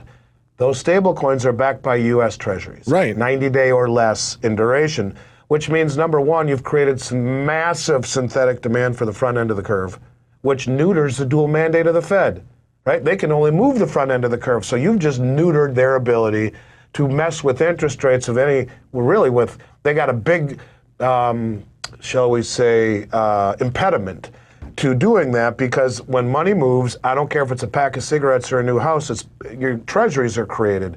And those treasuries will lower interest rates. But the interesting thing about it is that those interest rates are not transferable to the holder of the stablecoin. If I owe Todd $1,000 and I send him $1,000, when I do so next January, a stablecoin will be created, backed by short-term treasuries, 90-day or less. When Todd receives that money instantly, the stablecoin is burned. The interest on that treasury purchase is not transferable to Todd or myself. It's held by the issuer, like USA Tether, the largest issuer of treasuries outside the government and the largest holder of gold in the world outside of central banks. They bought more over the last 2 or 3 years than anyone in the world but the Central Bank of Poland. Before we go, remind me to read something to you that the head of the Polish Central Bank just said, but they've been buying more gold than anybody. Now, what does rising gold really do? Well, it devalues the dollar, right? When Roosevelt confiscated gold, he paid everyone $20.67 for their $20 worth of gold. 67 cents was a crap load of money. When dozen eggs were a nickel in 1933, everyone was happy. Then he immediately devalued the dollar by 40%, making gold 35 bucks. You want to devalue something, you don't do it against a basket of currencies that are constantly devaluing against the dollar, i.e. Triffin's dilemma, which I'll just go over again in a moment. But what you do is you devalue it against the one neutral asset by which you can measure anything arbitrarily, gold. And so Tether is the key to this, and as far as I'm concerned. But remember, Triffin's dilemma says you want to reshore and reindustrialize, like he keeps talking about. How do you reshore manufacturing and reindustrialize? You can't right now. And as a footnote, I remember when the Swiss joined the European Union, or did not join the European Union, and they said, don't worry, everything will be fine. Our business was related to Swiss francs back then, you guys, and I told everyone, sell your francs right now and buy gold right now. Because there is no way that they have to peg their Swiss franc to the European Union unofficially. Why? Because they're an export nation that sells everything to the countries around them, a little tiny small country, an export nation, and everyone around them are their customers. So at some point, if you have to convert to an expensive Swiss franc, are you going to maybe forego the sweetness of the chocolate and buy it from Belgium, or the accuracy of the Swiss watches and buy it from France because you have to convert to a super high Swiss franc first? This is Triffin's dilemma as it pertains to the reserve currency. It says that the world needs more dollars than we can provide through trade alone. Like Cambodia, we don't do much trade with them. So they have to sell their currency to buy dollars, which creates a massive discrepancy over time. Someone gets the idea to send their manufacturing to Cambodia to make 10x what they do here. This is how you hollow out manufacturing. And the knucklehead Jared Bernstein, who used to be the lead economic advisor to the Biden administration. I call him a knucklehead because you may remember him trying to explain how treasuries were made. It was a humiliating thing. Remember that guy? I do remember that. And, well, he wrote a report called Dethrone King Dollar. It says we can't be the reserve currency anymore. Triffin's dilemma has hollowed out our manufacturing. And you know what? Vice President Vance has talked about this a lot. Even on White House letterhead, wrote about it, citing Triffin's dilemma. So if you want to reshore manufacturing and reindustrialize the country, and why do you have to? Because we're broke, we're 40 trillion in debt, we make nothing, Triffin's dilemma, we've offshored our manufacturing, we are uneducated, as Ray Dalio recently said, 60% of the country has a literacy rate below that of the 6th grade. 60% of the country doesn't know what 60% of the country means. Right, and then, just in time for AI, you know, Ken Griffith, the big hedge fund guy, he just wrote a report a couple weeks ago saying he came back home from visiting his main office, I think in Connecticut, very sad. He said, I'm very frightened for this, you know, for the financial industry because I was watching in my office right now, this isn't in the future, this is right now, I was watching AI do better and faster problem solving than what I'm paying my analysts 7 figures a year to do. This is happening right now. So you got all of these things happening. How do you bring back manufacturing? How do you pay off debt? How do you do anything in this environment where we're uneducated, we're broke, we're insolvent, and AI is here to change the world? So the idea is, how do you bring back manufacturing? Well, you have to soft default on the reserve status. You have to. How do you do that? That's true. You let gold go to the moon. How do you do that? Well, first, you have to reshore a bunch. We've seen that constantly. We see all this gold being delivered to COMEX. Who's doing it? Shh, don't tell anyone, right? But it's not leaving COMEX, Andy. Shh, don't tell anyone. Maybe the government doesn't care. How about this? How about we tell Tether who was being investigated by the Justice Department? Remember that? What happened to that? Well, they did one for sure. They let him into the back end. How do we know that? Well, because look what Tether just did to the IRGC.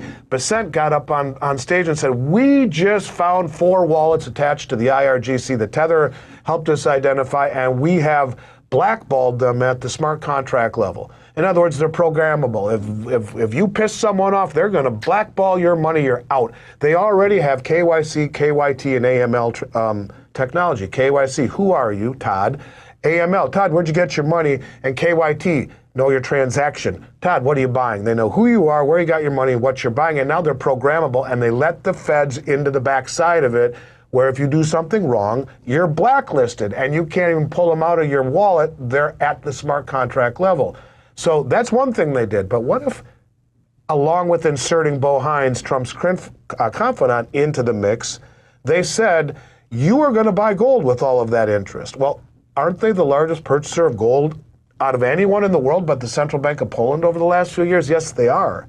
And what does rising gold do? Well, it devalues the dollar and pushes gold much, much, much higher that could eventually be sold quietly to the Treasury. But this is arm's length proxy.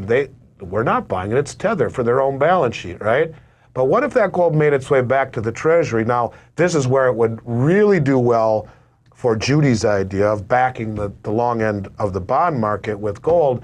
And you know, do you know that Van Eck funds just came? But either way, even if Judy's deal isn't there, you let gold go to the moon without having to synthetically revalue it.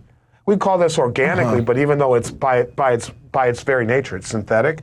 But organically, the price goes higher and higher and higher and higher and higher because Tether and the other momos that they have doing it for them put all the money into gold, push the gold price higher, devalue the dollar, makes paying off the debt much easier, allows you to reshore manufacturing by soft defaulting on the dollar and making it easier to sell your products to the world in a devalued dollar. But if Judy was right, Van Eck Funds said, Van Eck Funds, not Andy Schectman, Van Eck Funds said, if the dollar really did lose reserve status, they just came out and said this, their emerging bond market fund team, gold could go to $139,000. That's what they said. Okay, that's if you take a $20 million bond that you're selling in 20 years with zero coupon, as Judy said, and you just have to pay the gold in 20 years. Right now, that's 5,000 ounces of gold. But at $139,000 an ounce, 20 million divided by 139,000, is 144 ounces of gold in 20 years. So you let gold go higher, higher, higher, higher, you devalue the dollar, and then you would back it to the back end of the treasury market and make paying off your debt easier. But at the zero coupon lending number, you have no upfront borrowing costs to reshore state-of-the-art manufacturing and train your people. Could it happen? Sure. Even without it, I think it's the best idea I've ever heard, Judy's idea. Oh, okay.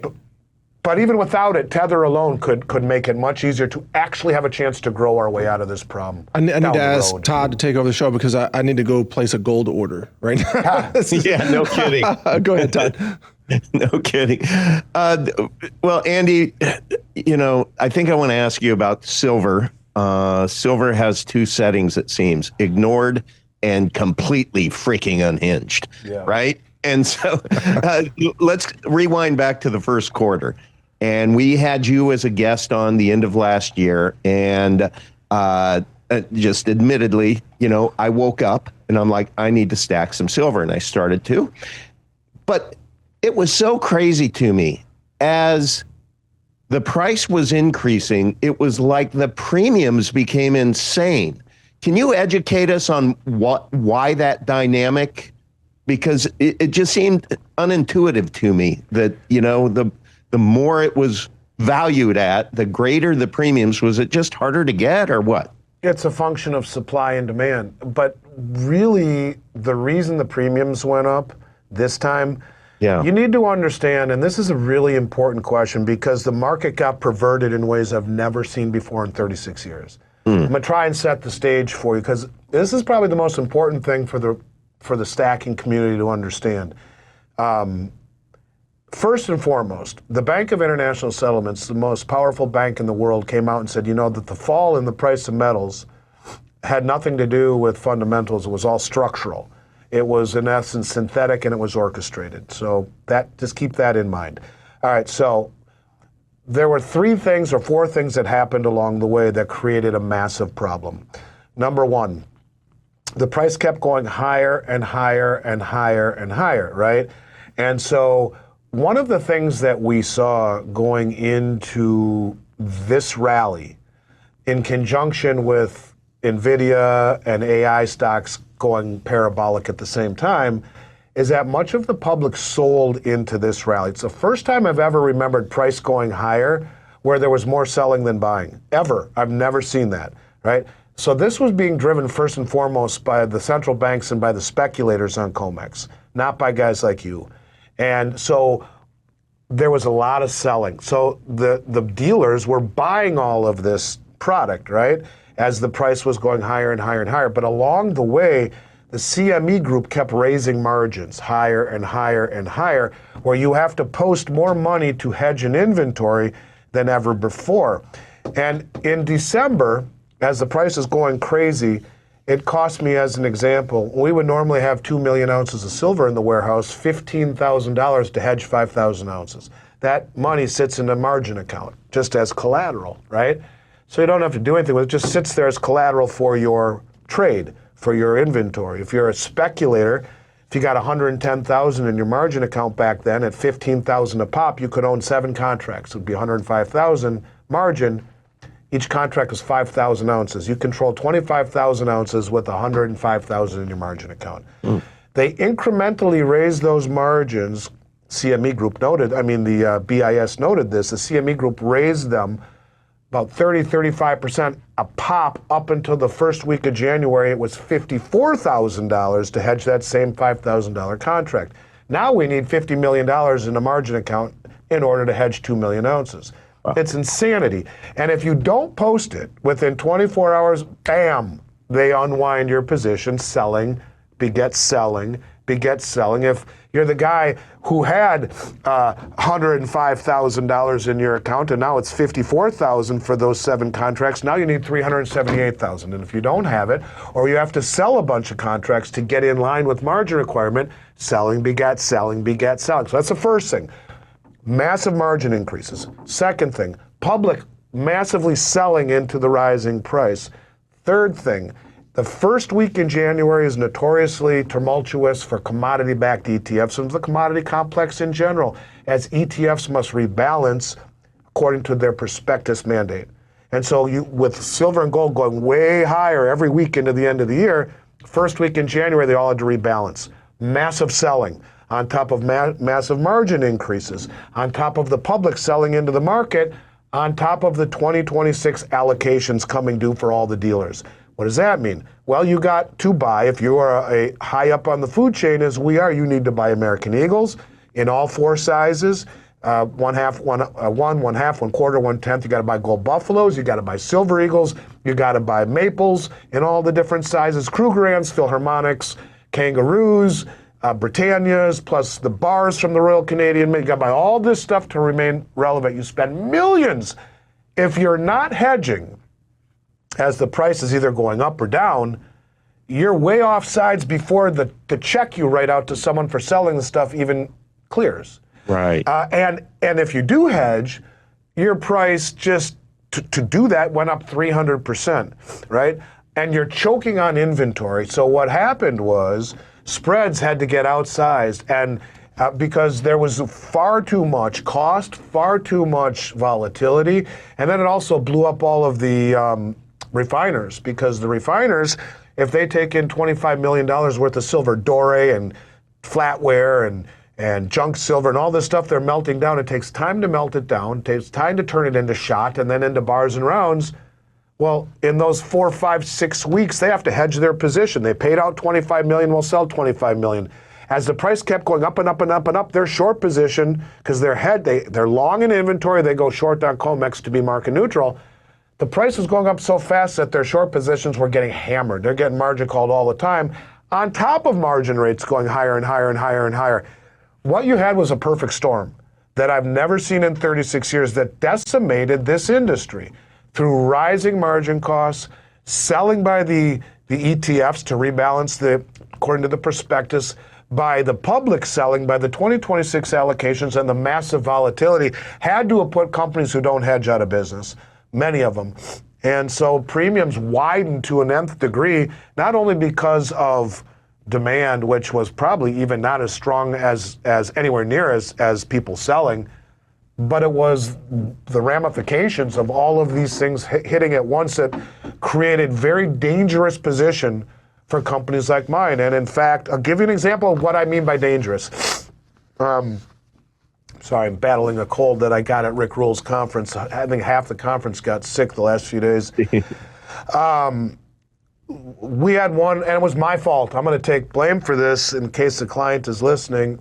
The guy ordered $10 million of junk silver from me. And I bought $10 million worth of junk silver from a couple of distributors. And I had some, but I had to buy more. And he sent me an email right away, which I didn't see, saying, I only meant for it to be 5. Well, I couldn't return the $5 million. I couldn't. I had to hang on to it. And then within a few days, bam! Price collapses. I'm hedged in silver, but what happened to the premiums? They collapsed too. It cost me a lot of money, a lot. And people don't understand that. You know, they look at this industry and think, well, you're just buying product and selling it. No, we're not. We hedge the metal content, we cannot hedge that premium. And so as the market moves and premiums fluctuate, during the pandemic, I would have paid you $9 over spot for any amount of junk silver you would sell me. At the height of this drawdown, you would have got $10 back a spot for it. I've never seen anything like it, ever. Because if you're not hedging and the price is falling that fast, if you're not way back a spot, you're dead in the water. If you buy it and the price goes against you. If you are hedging, your costs just went up 300%. There's a lot of risk for dealers in this market when you can't hedge premium in a volatile premium market. So I know it's a very long-winded answer, Todd, but it's important for people to understand. It's a great answer. What do you mean? I'm curious. What do you mean by it decimated this industry? What has been the fallout? The fallout, I'm sure a lot of companies went bankrupt. Okay. And you know, because you end up on the wrong side of these positions, you're in very big trouble. Could that have been what happened to Rosalind Capital? I don't know. They're a bunch of crooks, but could it have been what happened to them? Sure, they could have been on the wrong side of commitments.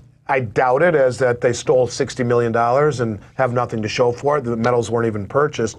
But what it really means is the cost of doing business got exponentially higher. And and more dangerous. And if you don't During that time, Andy, yes, I mean, yes. and this is a serious question because I know just engaging with you how nuts it was. I mean, literally, what were you down to? 4 hours of sleep a night? I've gotten used to that, to be honest with you. My wife and I talk about this all the time. Since COVID, it's just been a whirlwind. 18-hour days are not unusual for me. And my son said to me, who works for me, and he came in town for Rick's conference, rules conference here, he said to me after the conference, where I'd worked all day, I came home and I had to prepare for my speech, and I'm writing, and I'm getting sick, and it's been 15 hours. So you're just an animal. And I said, well, someone's got you. You'll never accuse me of not working hard. And he left the room, and I looked at my wife, and I said, is that a good thing or a bad thing? Am I working too hard? Am I missing moments with my family? Am I putting my health in danger, or is it a good thing? Am I showing my family that nothing ever came easy to me? We come from nothing. My family comes from nothing. And that you have to work that hard.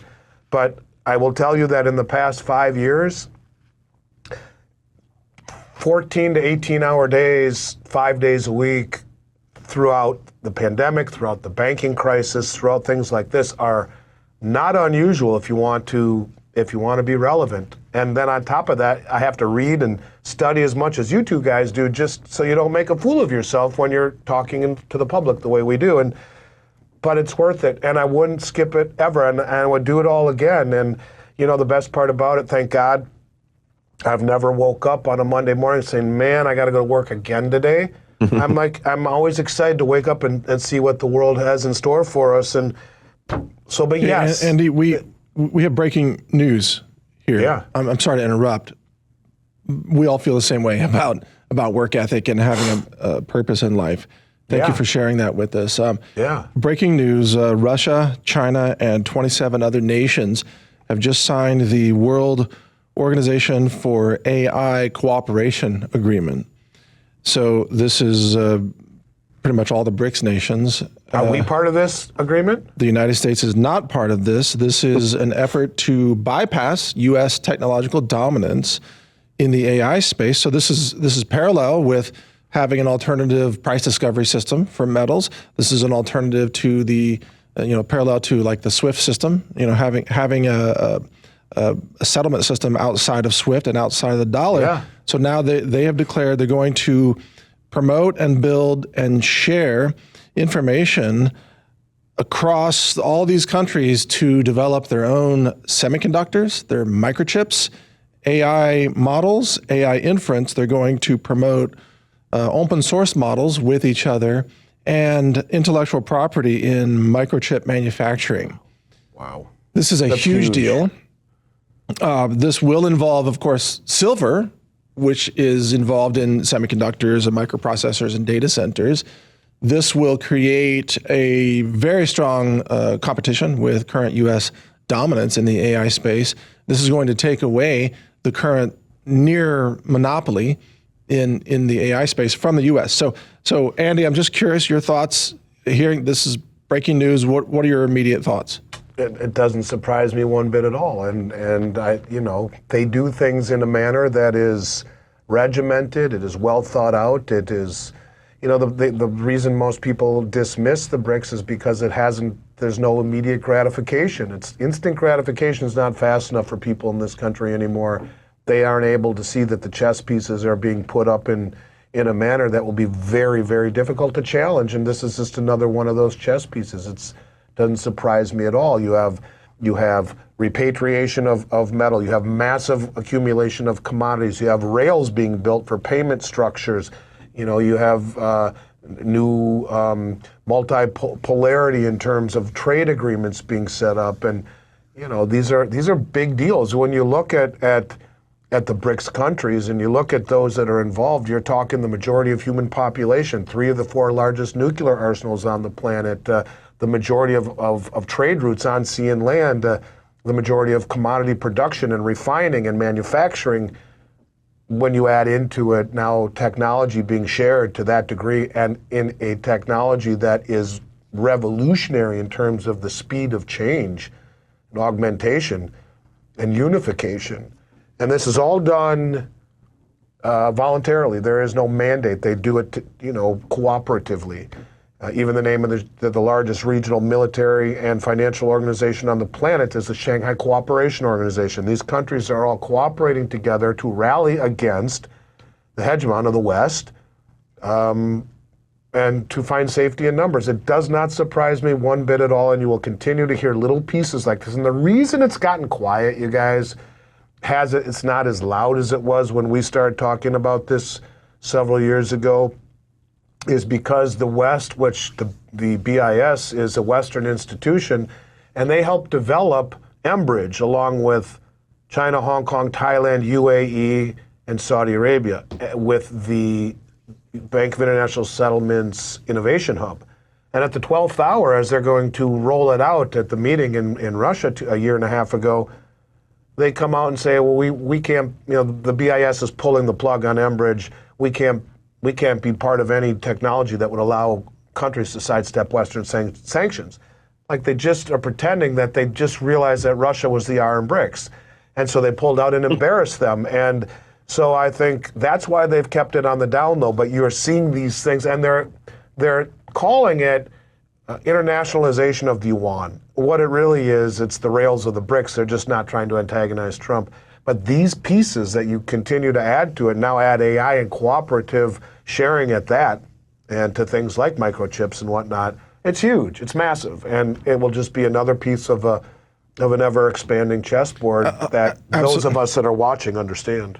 100%. I'm sorry, I'm a little bit distracted. What's happening in real time right now, as this is passing, RT producers are reaching out and they want me to join their show to talk about this thing that's happening right now. But fortunately, that's an hour away, so we're fine.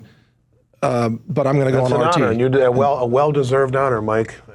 That's awesome. Well, I'm just going to go on RT and tell the truth that the USA will weaponize AI.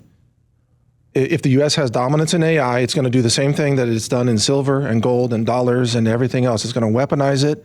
It's going to bully the world into compliance with an agenda that does not serve the best interests of humanity. I'm sorry. I'm not. Look, I love being an American and I love being a Texan and I pray for my country, but I'm also a realist. I understand what's happening here. The weaponization of these systems against humanity is very treacherous, and it really parallels what's happening in metals.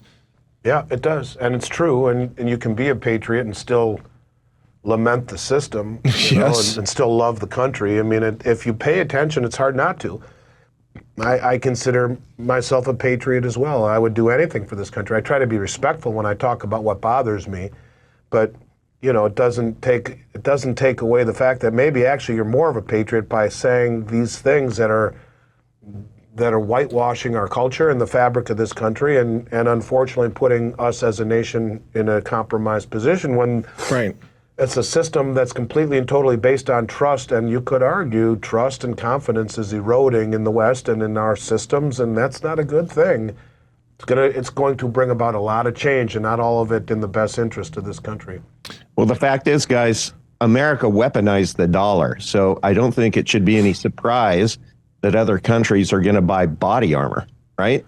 Yeah, right. Yeah, exactly. And we've weaponized the Treasury, so there should be no surprise that gold has surpassed the Treasuries for the first time in percentage ownership by central banks. They own more gold than they do U.S. Treasuries now. And remember, for the first quarter of this year, the most they've ever purchased in one quarter, they lied by a factor of 15. So they probably own a lot more gold than they say they do. But it just tells you that by official metrics, gold has a greater swath of ownership by central banks than the Treasury. Now, Andy, I have a silver question for you. And we're still okay on time, right? You have a couple more minutes? Yeah. Okay.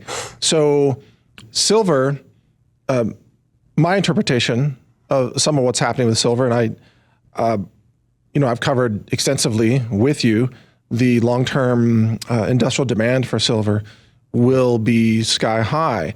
That has been diminished temporarily because of the energy shock that's happening with the world right now.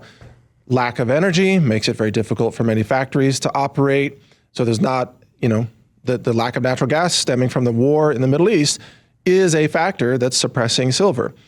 at the moment. However, that's temporary. The other thing, though, and I'd love your input on this, we've seen, we talked last year about how Samsung battery technology will be using silver. That is one manufacturing facility is coming online in 2027. But at the same time, another Chinese company, I don't recall the name, one of the larger solar manufacturers, has been able to begin replacing some amount of silver in solar panels with copper. Now, I don't think they've done that across their entire production line. I'm also curious about the long-term implications. Are those solar panels going to last as long? Because copper doesn't have all the same exact properties of silver. It shares conductivity, obviously, but it's not as efficient, et cetera. So, Andy, what's your take on the industrial supply, the industrial demand, up or down, the war, solar panels, batteries, things like that? Where is this headed in the long run? Well, first of all, the military applications are not counted in the supply-demand numbers, and the military applications are extraordinary, and no one really knows what those numbers truly are. It was 200 million ounces a year in 1942, according to congressional testimony. They stripped it out of the supply-demand numbers, number one. Number two, we're in 6 years of structural deficit between supply and demand, and that was the same thing during the pandemic when, I would argue, manufacturing globally was shut down. Didn't matter. Number three, there's problems with copper, too. It's becoming harder and harder to find copper, to mine copper, and hence it's getting much more expensive. And then you get China saying, by the way, folks, we're going to limit the export of sulfuric acid, which is the primary component you need in order to mine and refine copper. Silver is primarily a byproduct of mining of, guess what? Copper and lead and zinc, but primarily copper. And silver is found in nature in a form called epithermal, like your skin is epidermis. It's near the surface. The big deposits were found forever ago. So there are very few mines that are primarily or exclusively silver miners. Silver is becoming harder to find. The copper story is real in terms of it becoming more scarce, and then sulfuric acid issues. And there's a lot of things that we're not told about silver, but I would just simply say this. Why would a country like China, who is the second largest producer in the world, why would they import more silver in the first quarter as the price was getting destroyed than ever before? Why would they turn from net exporter last year to net importer this year? Why would they fly to China, from China to Mexico, and strike deals with all of the miners in Mexico and Peru, as many as they would take their business, and pay double what the West will for their doré and concentrate and ship it back to China to refine it instead of disintermediating the market? So what I'm saying is you make valid points, and I'm sure there will be some fluctuations in there, but silver is an element that is needed in so many, the plurality, I guess is the word, so many different uses, and it's expanding in digital and green and in solar panels. And yes, they may have found copper to use some of the, or to take some of that, but it doesn't have the same conductivity properties in light reflection or in heat. It's not even close. So I don't think it's as big of a deal as one may think. It's just another reason almost to deflect the reality of an asset that is depleting in nature and expanding in uses. And you can see it certainly by the way that it's now reclassified as a critical mineral. I think that there's more to it than meets the eye than just solar panels. Okay, Andy, we're out of time. I want to make sure we give credit to you and your company. MilesFranklin.com is where people can go to find you. And also, you always have a special VIP price list for our listeners. And you and I, we do not have a financial relationship. Just to be clear to people, you're not a sponsor of the show. This is not a paid endorsement. I mean, I do have a financial relationship with Battalion, and I disclose that, but I just want to be clear. We have you on because of your expertise, and we always give you credit. So give out the email address where people can get your special price list. You know how close I am with the owners of Battalion. Yes. Chris is like a brother to me. Yeah, exactly. Yeah, great people. We go way back together, he and I, further back than anyone I know in this industry. But the best way to get that price list would be info at milesfranklin.com. and we are able to meet or beat any price that's out there. And you can just request the price list. That's updated twice, 3 times per week. And if you find something better, let us know. Also, can you mention your YouTube channel where you and Miles Michelle Franklin are Media. doing an amazing job? Thank you. We're up to about 150,000 almost. Miles Franklin Media is the YouTube channel, and I appreciate that. The shameless plug very, very much. And, you know, I mean this. It's an honor to be on with you guys. There are very few people who command the level of respect that you guys do, and I appreciate the invite. And it has nothing to do with any type of affiliate relationship. I'm just honored to be here and do what I can to share the information. That's the thing, you know, much of the stuff I talk about is to people who I never do business with. What goes around comes around in life, and at the end of the day, when we all have to meet our maker and they say, what did you do to make the world better? I will easily say I did everything I could to help as many as I could. And No question. You know, running a good business and trying to do the right thing do not need to be mutually exclusive of one another. So I appreciate this, and I know you view that too, hence having me on. And I appreciate it very much, you guys, and hope to do it again with you. Well, Andy, soon.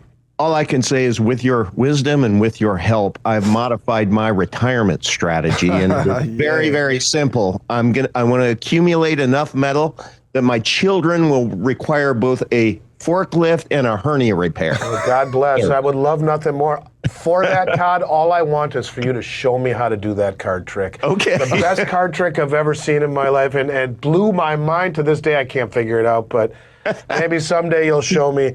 But in the meantime, I'll look forward to catching up with you both sometime real soon. And Excellent. Again, thanks for having me on, Mike and Todd. I hope you guys stay well, and we'll look forward to chatting again. Get better. Get better, Andy.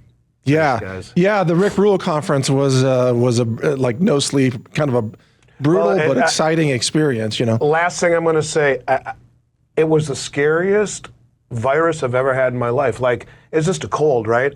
It happened so fast. Within 30 minutes, I'm like, I don't feel good, and then bam! And I'm thinking to myself, boy, if this was something really scary, I was a goner. But I think half the conference, I know Michelle's down and out too, half the conference just got whacked. You got 1,500 people from around the world shaking hands with everyone. Probably not a great idea, but... Hey, you know what Andy anyways. needs, Todd, is some pine needle tea. Pine needles. That's right. So we'll have to get you set up with some shikimic acid from pine trees. But anyway, God bless you both. yeah. Thank you, Andy. Always great to see you. Have a great rest of your day. You too, Mike. See you Thanks, soon. Andy. Cheers. Guys. All right, and stay tuned, everybody. We will be back. Todd and I will be back with the after party discussion right after this short break. Take care. If you'd like to help support us, check out all of the affiliate deals I put together for you at rangerdeals.com. And if you go there, you'll see I've done due diligence on all of these affiliates. There's really not that many, but we have partners like Battalion Metals, co-founded by Tucker Carlson, Nessa's Organic CBDA Hemp Extract, Above Phone models that are de-Googled phones, Red Life, here's the peptide company, Limitless, Pet Mectin, and so much more, including the satellite phone store, VP.net. And for almost all of these, you can use discount code RANGER here, or sometimes it's something else like Brighteon 50, but normally the discount code is RANGER, which will save you something on these deals. Now, we do earn a little bit off of these affiliate deals, but it's no additional cost to you, and it helps support our platform and our work for humanity, including our AI projects that offer free open source knowledge in multiple languages. You can check those out at brightlearn.ai and brightanswers.ai. So thank you for supporting us. Check out rangerdeals.com anytime you want to save money on really high-end products and solutions that I personally endorse. I'm Mike Adams, the Health Ranger. Thanks for watching. All right, welcome back. This is the after party now here. And Todd, I'm so glad we got to speak with Andy. It's been far too long. And man, that guy knows the industry, doesn't he? I just sit back here and I'm like, man, I can't remember what I ate for breakfast. And this guy is spouting off all of these facts. No, his mind. Well, both you and he are cut from the same cloth. I think you guys both have amazing memories. Well, thank you for that. I'm so amazed by Andy. It's not just that he's got a grasp of what's happening now, but he he's able to project where this is headed. Right. You know? Yeah. He's a Wayne Gretzky, man. He skates where the puck is going, That's not right. where it is. That's right. And although no one's 100% accurate on every detail, but the broad strokes of where this is going I are think he's very really clear. Right. No, people would be wise to listen to him, and know that your gold eagle is now probably worth $136,000. So don't lose it. If that happens, I'm in good shape. Yeah. We'll be just fine. Yeah, we'll be fine. Yeah. Fine. Goodness. Even That would be amazing, though. Why not? Why not us, man? Well, I've always said that if you just stack metal and you don't buy it on leverage, and you're not buying the ETFs, you're just buying the physical metal. You're either taking self-custody or you're having it, vaulted in a trusted vault that is not part of the banking system, obviously. Yeah. Like our sponsor, Battalion Metals, they have a vaulting service, but they're not regulated by the federal government banking regulators. Thank God.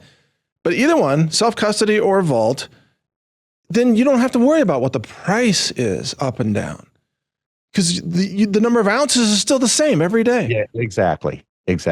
Yeah. People get all swept up in, oh, I lost $5 an ounce today. Did you really? Go check your safe. No, all the metal's still there. That's just your gold sitting on the sidelines judging fiat.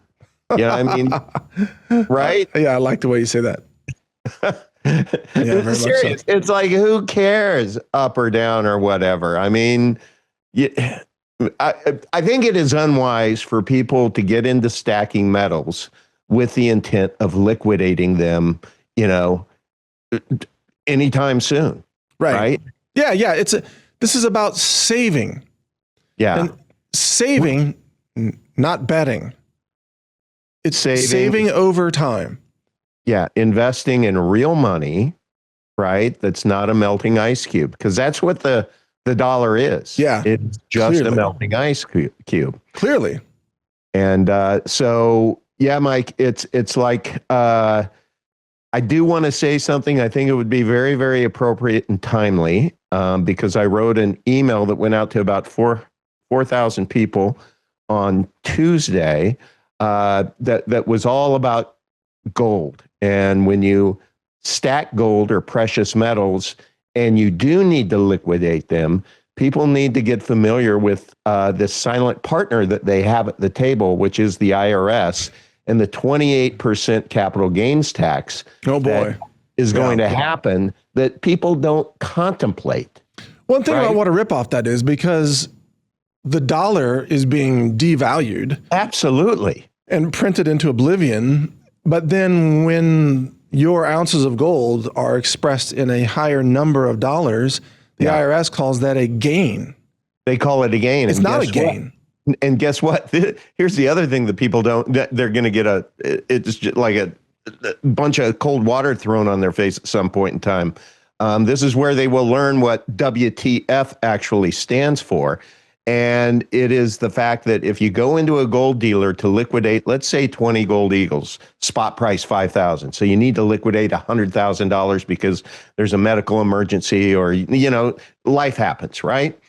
Well, it's 28% capital gains tax if you go in as your social security number, right? Because the gold dealer, they have to now start checking boxes. Some of them are even asking for biometrics. They're asking for thumbprints, your ID and social security number. Now, there are some cool ones out there that still aren't, and that's good. I hear it all over the place. But I do want to let you know that when they send that 1099 at the end of the year for that sale, which they inked a check to your name for $100,000, you're going to get a 1099 at the end of the year, and you are going to have to prove your basis. Now, what is basis? Well, let's say that you bought them for $50,000, you sold it for $100,000. That means your capital gains is $50,000. But if you cannot prove your basis, which many of us can't, right? I don't have the invoices from way back when I started stacking, didn't think about it. But when you can't prove your basis, then it's the full Monty. Oh man, then they're taking almost a third of your Isn't goal. that nuts? Yeah, that's Isn't that crazy. nuts? Especially with what the government's doing with that money. So, fortunately, your site, the UNA structure, Yeah, that's gives right. people an alternative to this. So that website is my575e.com. That's right. And go and tell people how that can help them when they want to sell. All I'm doing right now, based upon this amazing guest, is telling people that when you have a UNA, there is an alternative to where you're not going to have that 28% silent partner at the table. I can share with you the strategy as to how to lawfully do that. I'm sorry. Can you hear that? No, I'm only hearing you. Okay, you're only hearing me. my phone is over there and the alarm's going off. Sorry about that. So Wait, I did hear a voice in my head. It said, I think it's the same voice that Trump has in his head. It said that Iran wants to negotiate and have a deal very badly. Except on Taco Tuesday. But I think that's just a market manipulation voice in his head. So there you go. Continue. So anyway, just to complete the thought is, people, if you are stacking metal, you'd be wise to learn about the CP575E and go to my575e.com, hit let's go, watch the 90-minute video that I have of Dennis, who is 83 years old, and he's been helping people acquire these for over 40 years. And I have a place in there right below the video where you can book a private consultation with me, and I will walk through and explain everything in great detail. And all I'm saying is there is a way that you aren't going to, let me just say, get hosed, Mike. Well, yeah, because the gold is no longer. You don't own it. Yeah, you don't own it. Yeah. Yeah, when Nelson Rockefeller coined the phrase "own nothing, control everything," I think it should be read better phrase: personally own nothing and personally control everything. Adding personally into that, I think, makes it even better. But yeah, it is just an amazing entity. I've helped over 700 people acquire these in the last 3 years, Mike, as you know, and we have a private Telegram group of over 600 people. And I just invite people to become educated. Yeah, no kidding. Wow. Okay, very cool. And then from my desk, we are sponsored by my online store, healthrangerstore.com. And we bought up many tons, literally tons of food in March, and raw materials, and then we've been manufacturing products. We have a warehouse full of food that is pre-fallout food because the nuclear war hasn't started yet. So this is all pre-fallout food. It's almost all certified organic, laboratory tested, high nutrient density, ultra clean food. We've got it in long-term storable formats. Some of it's freeze-dried, some of it's in Ranger buckets, mega buckets, mini buckets. There's no garbage in it, no GMOs, no, textured soy protein garbage. So check all that out at healthrangerstore.com if you want to help support the show. And yeah. I do have one final question that I was going to ask during our after party. I crafted it just for you, and I think I know what your answer is going to be, Mike. Okay. All right. Would you rather trust your financial future to a central banker, a casino dealer, or Mike, the guy operating the claw machine at an arcade? Probably the guy at the arcade. Yeah, that's what I'm thinking. At least there's a chance, He's handy. He's handy. Yeah, he knows how to get the little stuffed animals out of there. Good point. And look, the bottom line in what we teach on this show is living in a more decentralized manner. Right. And so I just want to encourage the audience to check out all the other episodes at decentralize.tv. And there are a lot of great episodes that are already published, and there are more coming. And we've got some great guests lined up, as you know. I mean, they just keep getting more and more amazing. And also, we recently interviewed Tucker Carlson on the show. So great. That's posted. And we had a great time with Tucker. Yeah, we did. A lot of laughs. He's got a great sense of humor. He does. The feedback from everybody is he not just comes across. He is one of the most authentic people that you'll ever meet. Yeah. He is. He's genuine. Yeah. I've been a fan of Tucker for a long time, and he's just gotten even better and better over all the years. So anyway, there you go. Decentralized.tv is the website. There you go. And all the episodes are posted there, including the Zach Adams effect, as you can see. So check it all out. And thank you all for joining us today. I'm Mike Adams and Todd Pittner. Thanks, Todd. We'll talk again soon. Thank you. All right. Cheers. Thanks, everybody. Take care.